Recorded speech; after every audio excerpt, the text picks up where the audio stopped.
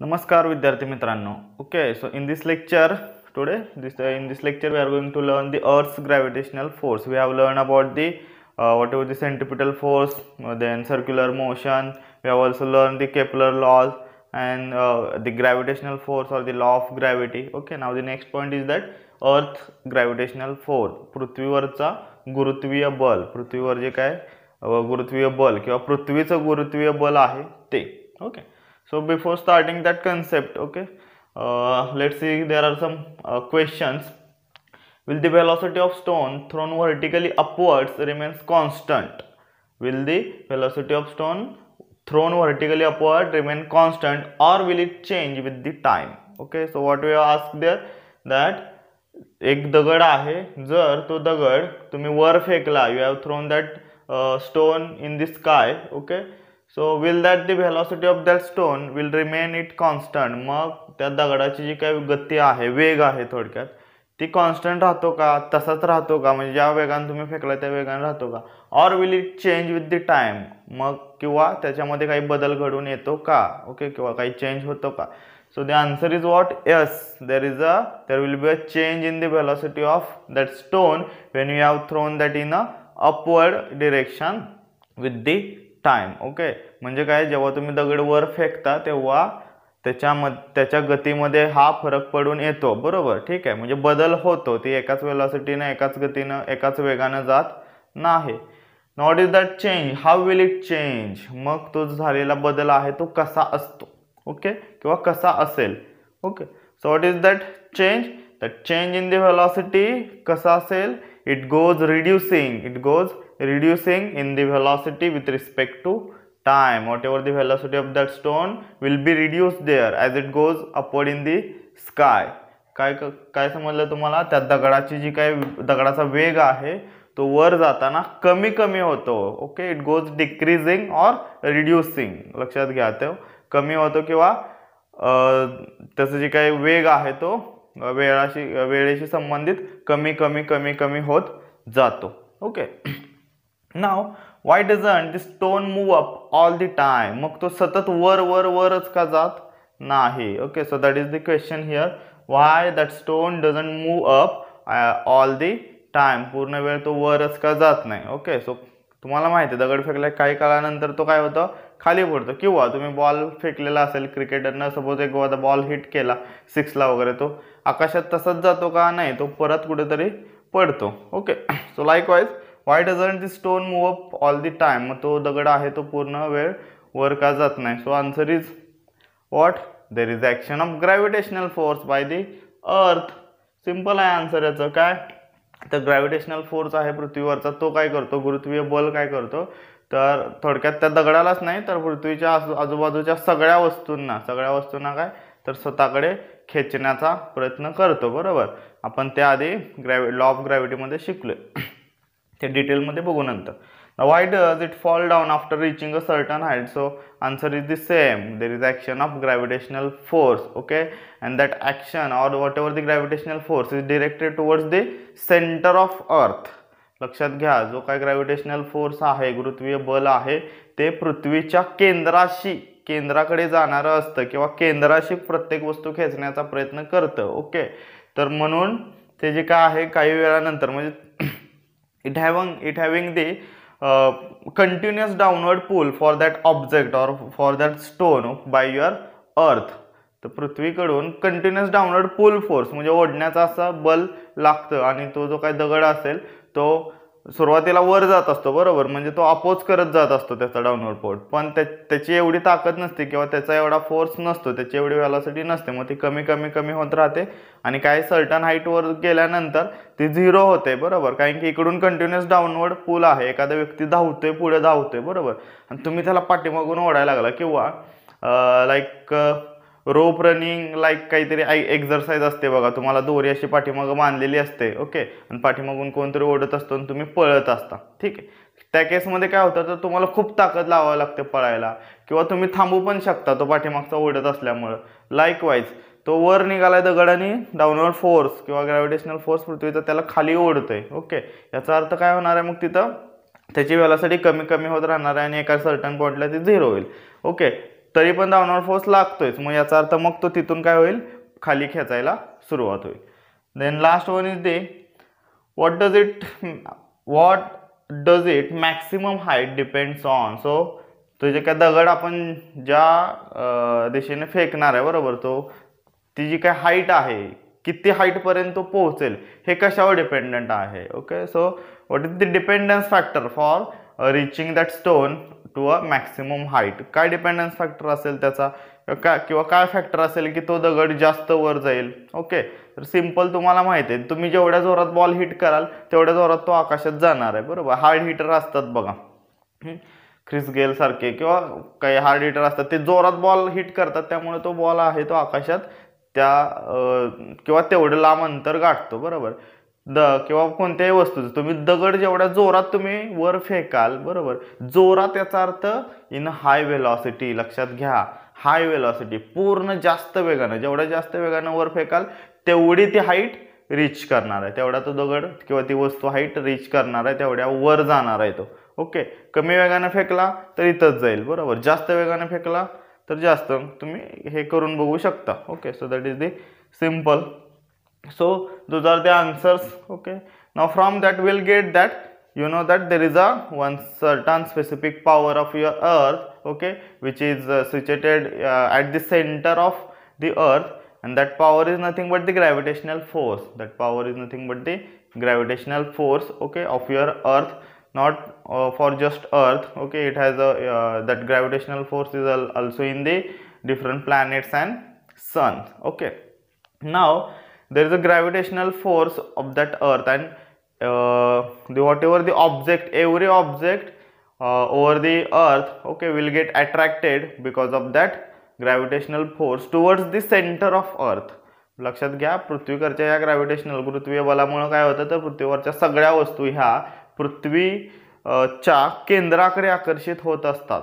Okay, कारण की तो जो फोर्स आहे तो केंद्राकडे डिरेक्टेड आहे, त्याची दिशा कुठं आहे तर पृथ्वीच्या सेंटरला आहे. Okay, so and because of that what ever the object falling down towards the on the surface of earth it goes vertically downward. Okay, म्हणूनच काय होतंय तर जो काय कोणताही ऑब्जेक्ट असेल तुमचा जो खाली पडतोय तो कसा पडतो, सरळ स्ट्रेट पडतो, तो असा तिरका वगैरे पडत नाही. ते आपण डिरेक्शन बघितलंय. सपोज ही अर्थ असेल आणि हा ऑब्जेक्ट असेल बरोबर, तर तो जे सरफेस आहे बरोबर किंवा टँजंट म्हणून त्याला परपेंडिक्युलर पडतो. समजलं, कसाही सरफेस असेल, असा सरफेस असेल तर त्याला परपेंडिक्युलर. समजलं, ठीक आहे. So okay, got it. So that is what the falling of any object on the अर्थ. ठीक आहे. Okay, now let's see the example on the page number 7, that is the solve one. Calculate the gravitational force due to the earth on Mahendra in the earlier example. So we have the earlier example that there is a two person Mahendra and Virat are there. Okay, both having some masses. The mass of Mahendra is 75 kg. Okay, now we have to calculate the gravitational force on that Mahendra. Okay, which is exerted by your earth. लक्षात घ्या, तर आधीचं जे आपण example बघितलं 5 number 6 वरचं जे काही एक्झाम्पल होते बरं, त्याच्यात महेंद्र आणि विराट होता. इथं त्यांनी काय सांगितलं तर आता महेंद्र हा एक ऑब्जेक्ट आहे आणि अर्थ ही एक ऑब्जेक्ट आहे. तर अर्थनं ग्रॅव्हिटेशनल फोर्स, अर्थ काय करते, ग्रॅव्हिटेशनल फोर्स ऍक्ट करते बरोबर कुणावर तर ह्या ऑब्जेक्टवर, महेंद्रावर. मग तो किती केला हे आपल्याला फाइंड आउट करायचं. सिंपल, आपल्याकडे ग्रॅव्हिटेशनल किंवा फोर्स ऑफ ग्रॅव्हिटेशनचा फॉर्म्युला आहे F = G m1 m2 divided by d². बरोबर, मग आपल्याला काय काय माहित पाहिजे इथं तर m1 माहित पाहिजे. मग काय करू आपण, सिंपल एक फिगर काढू. बघा, ही अर्थ आहे आणि हा तुमचा महेंद्र काय असेल तो बसलाय बरोबर. हे एवढं डिस्टन्स आहे. हे म्हणजेच काय असणार आहे तर पृथ्वीची त्रिज्या r असणार आहे. ओके, महेंद्रचं मास किती आहे गिवन लिहून घेऊ वाटलंच तर. ओके, हा सपोज महेंद्र असेल आणि ही काय तुमची earth. Okay, now given mass of Mahendra. महेंद्रचं मास माहिती आहे आपल्याला किती आहे रे, त्याला सपोज m1 म्हणू. किती होतं ते 75 kg. In the last example it is 75 kg. Now mass of earth okay, आता इथं तुम्हाला मास ऑफ अर्थ दिलेलं नाहीये, पण ते गिवन असतं, किंवा नसेल दिलं तर काय प्रॉब्लेम नाही, ते जी काय व्हॅल्यू असेल ती पाठ करायची. Okay, we have to memorize whatever the value of mass. The mass of earth is nothing but the 6 into 10 raised to 24, 6 into 10 raised to 24 kg, 6 into 10 raised to 24 kg. Now the distance, that is what here d or r आहे. इथं radius आहे ना, ते अंतर म्हणजे radius असणार आहे, बरोबर, त्याला आपण d म्हणतो. सो d किती असतं बघा, 6.4 इंटू 10 raised to 6 मीटर. ह्या व्हॅल्यू पाठ करा.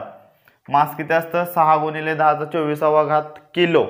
आणि अंतर किंवा रेडियस किती असते, radius of earth 6.4 into 10 raised to 6, 6.4 गुणिले 10⁻6 मीटर एवढं.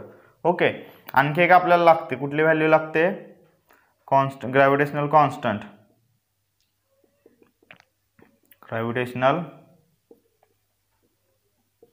कॉन्स्टंट म्हणजेच काय तुमचा जी. ओके, तर जी किती आहे, जी आपल्याला माहिती आहे 6.673 किंवा 67 घ्या फक्त, 667 इंटू 10 raised to -11. युनिट काय असतं त्याचं, newton meter square kg raised to -2, और हे असं लिहू शकता किंवा यालाच kg स्क्वेअर करू शकता. ओके, अशा दोन्ही पद्धतीने हे तुम्ही लिहू शकता. ठीक आहे. नाव आता पुढचं काय, formula. Okay, put the values in the formula. So using, काय विचारले तुम्हाला, calculate the gravitational force due to earth on the Mahindra. Okay, so पृथ्वीनं महिंद्रावर एक्झर्ट केलेलं गुरुत्वीय बल, ओके, किंवा ग्रॅव्हिटेशनल फोर्स फाइंड आउट करायचं. ग्रॅव्हिटेशनल फोर्सचा फॉर्म्युला काय आहे, F = G m1 m2 divided by d square. Okay, put all the values in the equation, so you will get that F = G is what, 6.67 into 10 raised to -11 into m1 is 75. Okay, into what is the value of m2, 6 into 10 raised to 24, 6 into 10 raised to 24. Okay, so all that in a numerator. What is in a denominator, d square. D is what here, 6.4 into 10 raised to 6 bracket square into 10 raised to 6 bracket square. So simple. आता calculation राहिले फक्त. Okay, calculation important आहे, लक्षात घ्या. काय करा, हे 10 multiplication मध्ये जेवढे नंबर आहेत ते सगळे बाजूला घ्या. बाकी सिंपल साधे नंबर आहेत ते त्याचं काय होईल ते करून टाका किंवा मांडून घ्या सुरुवातीला वाटलंच तर. 6.67 into 75 into 6 आणि इकडे राहिलं काय मग 10 raised to -11 into 10 raised to 24. Okay, खाली ब्रॅकेटला ब्रॅकेटचा स्क्वेअर आहे ना, याचा अर्थ प्रत्येक टर्मचा स्क्वेअर येणार आहे तिथं, समजलं का. सो 64चा 6.4चा स्क्वेअर काय करायचा, 64चा स्क्वेअर करायचा. आता बघा, स्क्वेअर काढायचं पण सोपं सांगतो तुम्हाला. काय करायचं, सिंपल पहिला काय करायचं, 6चा वर्ग करायचा. 6चा स्क्वेअर किती असतो, 36. इथे कशी रेष मारा. त्यानंतर याचा गुणाकार करा, 6 चौक 24 आणि त्याचं डबल करा, 24 दुने 48. इथे एक रेष मारा. त्यानंतर 4चा वर्ग करा, किती, 16. आता 6 आकडा आहे तसंच लिहायचं, हे 1 आहे ते इथे ऍड करा, 48 आणि 1. इथं गुणाकार केला तरी चालते, लक्षात घ्या. हे मी तुम्हाला हळूहळू सांगतो त्यामुळे हे थोडंसं लेट होईल, पण हे खूप क्विक होतं. 48 आणि 1 49. बरोबर, राहिले किती, 4. 36 आणि 4 40. काय उत्तर आलं तुमचं, 40. आणि किती पॉईंट आहेत, 2 वेळा गुणाकार ना, म्हणजे 2 पॉईंट आले, 40.96. ओके, सो 6.4चा स्क्वेअर किती आला, किंवा इथं लिहितो वाटलं तर मी 6.4 स्क्वेअर इंटू 10 raised to 6 असं असणार नाही ना. ठीक आहे. सो ठीक आहे, छेदातलं पहिलं लिहून घेऊ. किती आहे ते, 40.96 इंटू बघा a raised to m n. Okay, a raised to m raised to n काय असतं रे, a raised to m into n असतं, बरोबर का. ठीक आहे. सो किती आला इथं 10चा 12वा घात 6 दुने 12. ठीक आहे. बाकी कॅल्क्युलेशन काय आहे तुमचे 6.67 इंटू 75 करा पहिला. 6.67 इंटू 75 नंतर 6 केलं तरी चालेल. ओके. 7 5 35 अशी 5 त्याला 3 6 पंचे 30 आणि 3 33 6 पंचे 30 आणि 3 33 0 7 7 49 4 7 चुकून 42 आणि 4 46 4 7 चुकून 42 आणि 4 46 5 9 9 3 12 1 7 4 10 1 7 4 10 0. चलो किती आलं उत्तर. पॉईंट किती आहेत 2. 500.25 500.25 गुणिले 6 गुणिले 10चा वजा 11वा 10चा 24वा घात. ओके.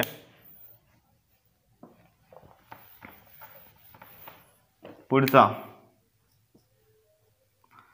काय तुमचा 6 न गुणा याला. ठीक आहे. सिंपल 6चा गुणाकार करा या संख्येचा. 500.25 गुणिले 6 करा. ओके. काय उत्तर येईल 6 पंचे 30 0 हात चालेल 3 6 2 12 आणि 3 15 1 6 0 0 1 6 0 0 6 पंचे 30 हे उत्तर आलं. ओके. सो काय आलं तुमचं 3001.50 गुणिले याचं काय करा. ह्याचं माहिती आहे तुम्हाला 10⁻11 10⁻24 a⁻m a⁻n a⁻ काय असणार आहे a⁻m + n. बरोबर. दोघांचं ॲडिशन करायचं असते पण ह्याचं चिन्ह मायनस आहे. मग काय करतो आपण बेरीज वजाबाकी करताना साईन बघताना सपोज मायनस प्लस असेल तर मायनस करून ओके वजाबाकी करून मोठ्या संख्येत चिन्ह घ्यायचं. 24 न 11 गेले 13 राहिले. बरोबर. सो 10चा 13वा घात पॉझिटिव्ह येणार. ठीक आहे. ओके. छेदात काय तुमचं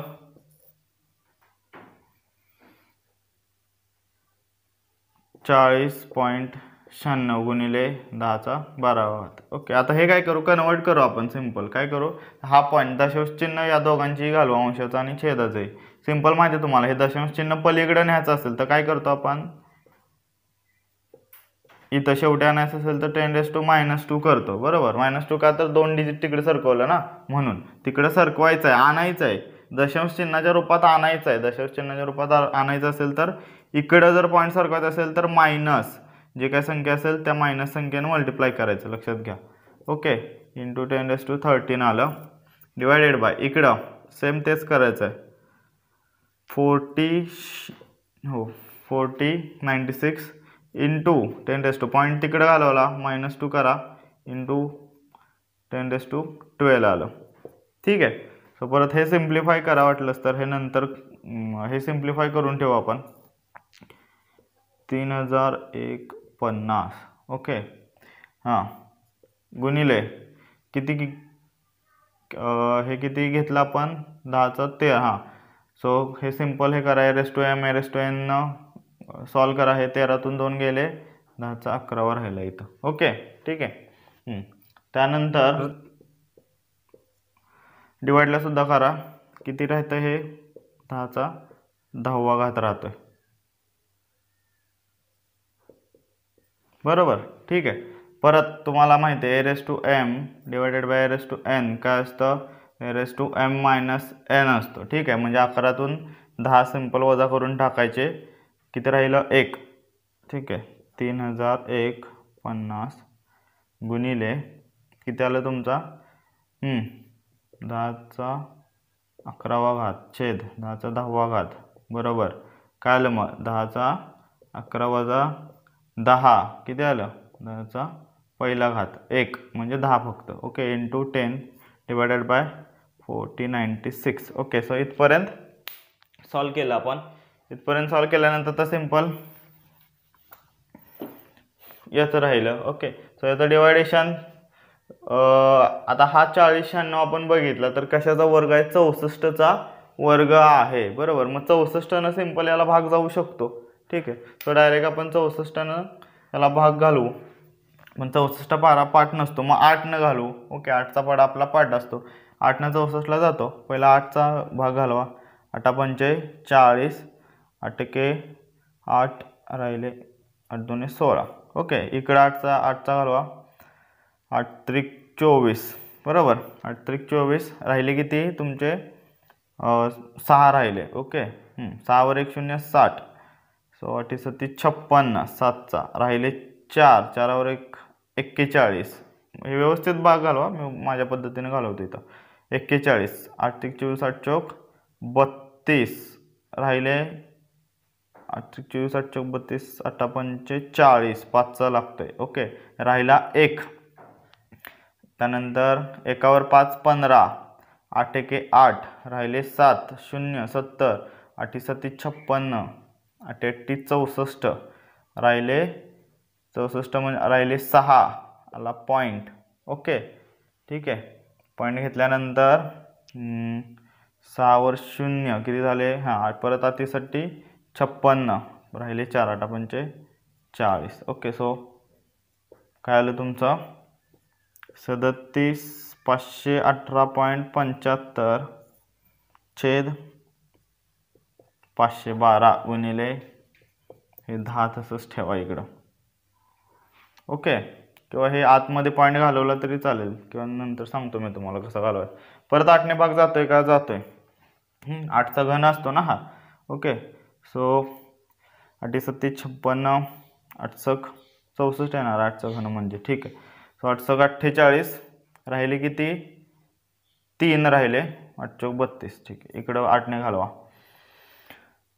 8 चौक 32 राहिले किती 5 55 8 7 56 नाही वर जाते 8 सकून 42. ओके 42 आणि हे किती होता 55 8 48 नॉट 42. ओके सो 48 55 किती राहिले 7. 7 वर 1 71.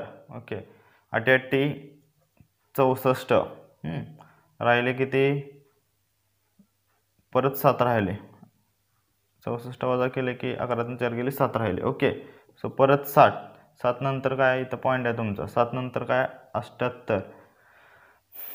ओके 8 8 64 8 9 72 8 9 72 राहिले 6 इथं पॉईंट आला 67.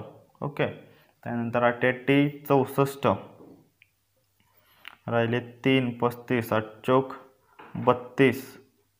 ओके राहिले 3 0 8 त्रिक 24. तो इथपर्यंत सॉल्व करा हे. ठीक आहे. पुढं काय आलं मग तुमचं इथं 46 89.84 छेद 64 आला गुणिले 10. ओके हे प्रॅक्टिस केले की तुम्हाला पटपट करता येईल. परत 8ने भाग घालवा 8 8 64. ठीक आहे 46ला भाग घालवा 46 किती जाईल 8 चौक 32 8 पंचे 40 5चा भाग लागेल 8 पंचे 40 राहिले किती रे 6 6 वर 8 8 8 64. ओके त्यानंतर राहिले किती 4 4 वर 9. ओके 8 चौक 48 सॉरी 8 पंचे 40 8 सग 48 8 सग 48 राहिले किती 1 1 नंतर 8 पण मध्ये काय पॉईंट आहे पॉईंट घेतला 8 दुने 16 राहिले 2 2 वर 4. ओके 2 वर 4 8 त्रिक 24 सॉरी 8 16 8 त्रिक 24 म्हणजे एवढा भाग जातोय. ठीक आहे. सो पुढचं उत्तर काय आलं तुमचं 586.23 divided by 8 into 10. Okay so simple काय राहिलं मग तुमचं हे 8 1 8 8चा भाग घालवला. त्यानंतर 8 7 56 8 7 56 राहिले 2 2 वर 6 8 त्रिक 24. ओके राहिले 8 त्रिक 24 परत राहिले 2. ओके 22 आले. ठीक आहे 2 वर 2 22 मध्ये काय पॉईंट आहे पॉईंट घेतला इथं. ठीक आहे.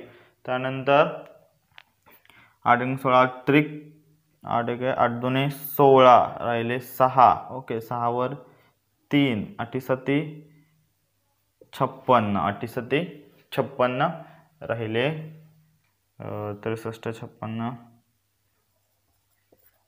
7 ओके 70 ठीक आहे. इथपर्यंत सोडवलं तरी चालेल. सो काय उत्तर आलं तुमचं तर लिहितो मी इथं 73.27 गुणिले 10 ओके हे उत्तर आहे तुमचं. ठीक आहे. आता काय कराल हा पॉईंट आहे गुणिले 10 करा. गुणिले 10 म्हणजे याचा अर्थ डेसिमल पॉईंट काय होणार आहे पलीकडे सरकणार आहे. एक अंश एक डिजिट पलीकडे सरकणार आहे. मग हे उत्तर हे तुम्हाला माहिती आहे. सपोज तुम्ही काहीतरी 15 ला गुणिले 10 केले काय उत्तर येते रे 150 बरोबर. हा एक शून्य इथं ॲड झाला आणि हा डेसिमल पॉईंट इथं होता तो अजून एक डिजिट इकडे गेला. तसंच सपोज 15 याला तुम्ही गुणिले 10 केलं तर काय उत्तर येणार आहे 151. हा डेसिमल पॉईंट पलीकडे सरकतो. सेम इथं काय होणार आहे मग 732.7 येणार आहे. ओके उत्तर. आता काय करू राऊंड अप करू आपण. सिंपल आहे. हे 7 हे असंच ठेवलं तरी चालेल किंवा हे 7 आहे ते माहिती आहे 5 पेक्षा मोठी संख्या आहे. मग काय करणार तुम्ही इथं एक अंक या पुढच्या डिजिटमध्ये वाढवणार. एक अंक या पुढच्या डिजिटमध्ये वाढवणार. मग उत्तर काय येणार 733. फोर्सचं युनिट काय आलं न्यूटन. ओके समजलं. सो हे तुमचं आहे आन्सर. सो हे आन्सर मी इथं लिहितो कुठेतरी जागा नाही. ठीक आहे.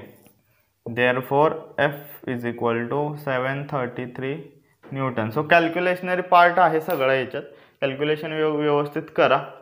तुम्हाला काही शॉर्ट ट्रिक असतील तर त्या मी नंतर सांगतो. हे सोपं होतं. याच्यात भाग जाऊ शकत होता ज्याच्यात भागच जात नाही अशा वेळी मी तुम्हाला त्या शॉर्ट ट्रिक सांगतो. ओके ठीक आहे.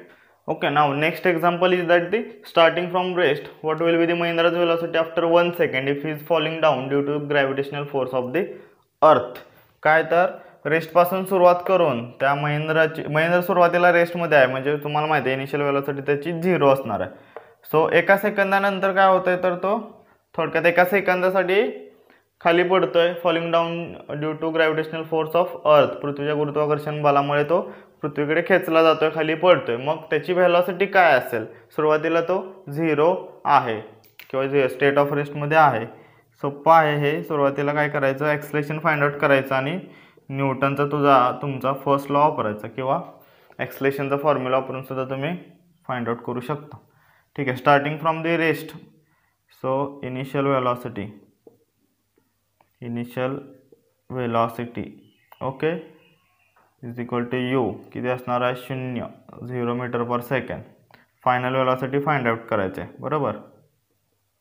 Final velocity that is v that you need to find out. Acceleration हे ए सुद्धा तुम्हाला इथं लागणार आहे. फोर्स माहिती आहे आपल्याला काय पृथ्वीचा ग्रॅव्हिटेशनल फोर्स 733 न्यूटन आत्ताच आपण मिळवला. ओके त्यानंतर फोर्स मिळाला आपल्याला. आणखी काय काय लागतं आपल्याला मास बरोबर. एक्सलेशन काढायला मास सुद्धा लागणार कारण की force is nothing but the mass into acceleration. Mass किती आहे m is equal to f is equal to mass m is equal to किती आहे 75 kg. ठीक आहे. Okay now let's find the first of all acceleration. Therefore acceleration is equal to a is equal to what किंवा आधी तुम्ही फोर्सचा formula लिहून घ्या त्यावरून एक्सलेशनचा मॉडिफाय करा. Force is what mass into acceleration. So acceleration तिथंच ठेवा. फोर्स काय असणार आहे F divided by m. Okay so A is what A is F divided by m आलं. F ची किती किंमत आहे 733 डिवायडेड बाय m किती आहे 75चा पाडा येत नाही. सो काय कर पाडा तयार करायची काही जास्त नाही आहे आपल्याला डिवायडेशन इथं. सो सिम्प्लिफाय करा. पहिला 5 नाही घाला वाटलंच तर 15 × 5 = 75 5 × 5 = 5 × 5 = 25. त्यानंतर इकडं 5 × 5 ओके राहिले किती 2 2 वर 3 5 चौक 20 ओके राहिले किती 3 5 30 ओके राहिले किती 3 0 किती आलं मग 7 × 30 5 × 30 ओके ठीक आहे. काय उत्तर आलं तुमचं हे 146.6 छेद 15, 15ने भागाला 15 एके 15, 15 9 35 असे बरोबर. 9चा भाग घालवा. 146 वजा 135, 7 न 5 गेले 1 राहिला 1, 11 आणि 6. ओके, त्यानंतर पुढं काय 6 पॉईंट घ्या. 15 5 75, 15 संग 90, 15 7 5 दरसे 15 8 20, 15 7 7चा भाग लागेल इथं. ओके, 105 किती राहिले परत 11, परत 15 7 5 दरसे, सो 5 राहिले इथं काहीतरी. ठीक आहे, एवढ्यापर्यंत तुम्ही व्हॅल्यू फाइंड आउट केली तरी चालेल. काय आन्सर आलं 9.77. लिहितो. Okay, therefore a is equal to 9.77 meter per second square. Okay, so आपल्याकडे ए आहे, यू आहे, व्ही मिळवू शकतो. पहिला law using Newton's first equation आहे ते, actually equation of motion, not law. Okay, what is that? V is equal to u plus a t. Time दिलाय त्याने, किती दिलाय? After 1 second. टाइम सुद्धा इथं लिहून घ्या वाटलंच तर. Time T is equal to 1 second. Okay, हां, so V is nothing but the U शून्य, ए किती आहे 9.77 into 1, T is 1. So what is the answer? V is equal to 9.77 meter per second. Okay, got it? So that is what the answer. Now if you observe this force and the velocity, okay, what is the force here? Force of gravitation by earth 733 Newton. आणि बघा त्यावेळी त्या महेंद्रची velocity किती असणार आहे? 9.77 meter per second. Okay, if you observe this you can get that velocity and that force is 1.83 into 10⁹ times greater than the velocity of Mahindra or force on Mahindra in the earlier example. आपण आधीचं example बघितलं, त्यात महेंद्र आणि विराट एकत्र बसलेले होते बरोबर. मग ते एकमेकांकडे जास्त खेचले जाऊ शकत नाही हे आपण, किंवा त्यांचं स्पीड किती आहे आपण फाइंड आउट केलेलं. तर बघितलं त्यांचं खूप कमी, 10⁻⁻ मध्ये येत होतं. हे आपलं प्लस मध्ये आलेलं आहे. ते किती आहे? 1.83 गुणिले 10⁹ एवढ्या टाइम्स, एवढ्या पटीनं जास्त आहे हे. कळालं? म्हणून आपण लगेच खेचलो जातो किंवा पडतो. ठीक आहे, समजलं? Now in the section of the use your brain power, okay, on page number 7 they have asked you that according to the Newton's law of gravitation, what it says that every object attracts every another object towards it. म्हणजे काय तर प्रत्येक वस्तू ही दुसऱ्या वस्तूला या युनिवर्समध्ये, या विश्वामध्ये स्वतःकडे खेचत असते बरोबर. Okay, so like if suppose Apple is falling on the अर्थ, काय होतंय? अर्थच्या ग्रॅव्हिटेशनल फोर्समुळे सफरचंद किंवा कोणती वस्तू पृथ्वीवर पडते. मग आता न्यूटन कसे म्हणतात की प्रत्येक वस्तू एकमेकांना खेचत असते. ओके, सो मग आपली जी काय अर्थ आहे ती त्या याला सफरचंदाकडे किंवा त्या वस्तूकडे का खेचली जात नाही? समजलं? फक्त सफरचंदच पृथ्वीवर का खेचलं जाते. ठीक आहे, ते सफरचंद तिथंच थांबून पृथ्वी त्याच्याकडे का जात नाही? Y that earth is not moving towards the Apple. Okay, so that is what the question here. So what is the answer here? Okay, why it is not attracting towards that object? Because the mass of object. लक्षात घ्या, त्या वस्तूचं वस्तुमान खूप कमी आहे. ॲपलचं वस्तुमान पृथ्वीच्या वस्तुमानापेक्षा, सफरचंदाचं वस्तुमान पृथ्वीच्या वस्तुमानापेक्षा खूप कमी आहे. ओके, मास खूप कमी असल्यामुळं. ओके, समजलं?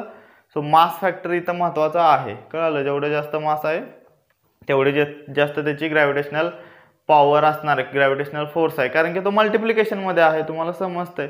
ओके, ठीक आहे. आता दुसरी केस अशी आहे की